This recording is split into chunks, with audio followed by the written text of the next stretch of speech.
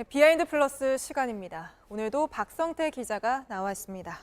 자, 박 기자, 어서 오세요. 첫 번째 키워드부터 바로 볼까요? 네, 첫 키워드는 짧게 예우 두 글자로 잡았습니다. 네, 두 글자라 잘 모르겠는데 어떤 내용입니까?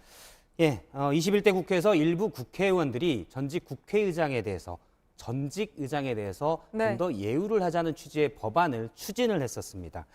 대한민국 헌정의 육성법이라는 법이 있는데 이 법안은 일부 개정해서 전직 국회의장에게 교통통신 및 사무실 제공 등을 하자. 네. 또 임기가 만료된 뒤 4년 동안 비서와 운전기사를 각 한 명씩 지원하자라는 취지의 개정안을 준비를 했었습니다.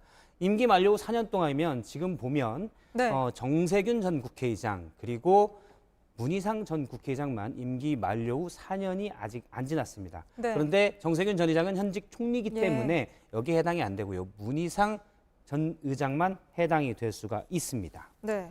근데 국회의원들은 특권을 내려놓는 분위기로 가자 이렇게 했는데 전직 의장들은 좀 예우해주자 이런 건가요? 그래서 이 법안을 추진한 것으로 알려진 한 의원에게 취지가 대체 뭐냐라고 물었습니다. 그런데 그러자 대개 국회의장은 해외 외교 활동을 많이 하고 그러다 보면 인맥도 많은데 임기가 끝나고 활동을 끊게 하는 것은 손해이기 때문에 뭔가 지원도 하고 활동도 하게 하자라는 취지였다는 겁니다. 하지만 한민영 앵커 지적대로 지금 국회의원 특권 줄이자는 건데 전직 의장은 늘리자, 이거는 말이 안 된다, 이런 분위기가 많았고요. 네. 그래서 사실 법안을 발의하기 위한 최소 요건 10명의 동의하는 공동 발의 의원들을 모을 수가 없어서 법안을 발의가 안 된 것으로 알려졌습니다. 사실 전직 국회의장에 대한 예우를 늘리자라는 얘기는 국회에서만 가끔 추진이 됐었습니다. 약 12년 전에 2008년에 추진이 됐었는데요. 당시에도 국회 사무처 직원들이 국회의장이 퇴임한 뒤에 품위를 유지할 수 있게 매달 450만 원씩 활동비를 주자라고 추진을 했는데 이렇게 주는 경우가 있나요? 그러니까 국회의장 말고 다른 지금은 전직에 대한 예우는 대통령만 있습니다. 3부 요인이 다 없습니다. 근데 국회는 이제 법을 만들 수 있으니까 국회에서 우리는 만들어서 좀 주자라는 목소리가 가끔 나왔는데 여든 야든 이 안이 여론의 동의를 받을 수 있겠냐 해서 다 무산이 됐습니다. 왜 국회에서만 이렇게 나오는 이유는 예를 들어 당시 이때 추진됐을 때 대법원장의 경우 그만두면 변호사를 할 수 있는데 국회의장은 그만두고 할 수 있는 게 없지 않냐. 활동비를 주자는 건데 일반 국민들 입장에서 보면 전혀 납득이 안 됩니다. 네. 두 번째 키워드 볼까요? 두 번째 키워드는 예의로 잡았습니다. 네. 어떤 예인가요?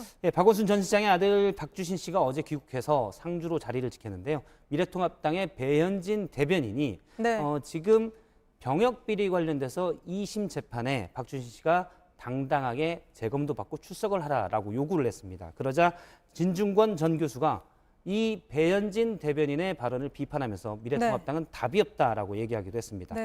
진 교수는 일각에서 제기한 박주신 씨 관련된 병역비리 의혹은 모두 끝난 사안이다라고 얘기를 했는데요.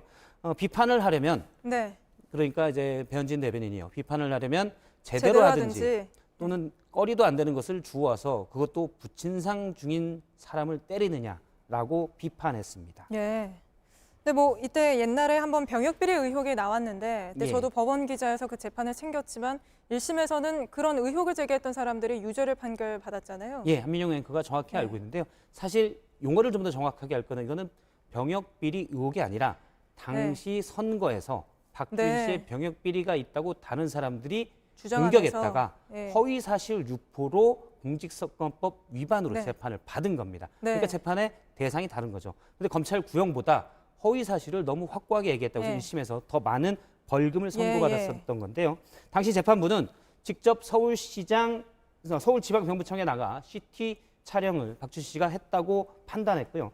또 MRI 역시 바꿔치기 되었을 가능성이 없다고 얘기를 했습니다. 당시 문제 제기한 의사들이 또 다른 이유로 이제 항소를 해서 현재는 2심이 진행 중입니다. 진 교수는 특히 부친상 중인 사람에게 당 대변인이 제1야당 대변인이 M1 의혹을 제기하고 있다. 즉 예의가 아니다라는 취지로 비판을 했습니다. 부친상이죠. 예.